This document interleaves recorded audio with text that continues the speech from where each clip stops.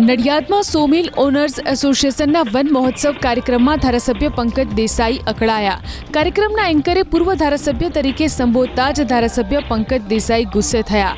મંચ પરથી જ ધારાસભ્ય પંકજ દેસાઈએ એન્કરને વળતો જવાબ આપતા બોલ્યા કે 22 વર્ષના યુવકને શરમ આવે તેટલું પોતે દોડે છે અને નડિયાદ માટે અડીખમ ઊભા રહે છે.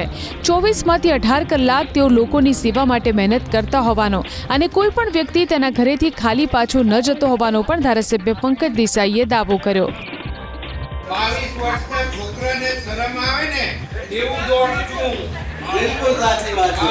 બિલકુલ સાચી. નડિયાદ માટે અડીખમ છું અને 24 કલાકમાંથી 18 કલાક ઉપર હું મહેનત કરું અને કોઈ પણ વ્યક્તિ મારા ઘરેથી ખાલી પાછો જતો નથી.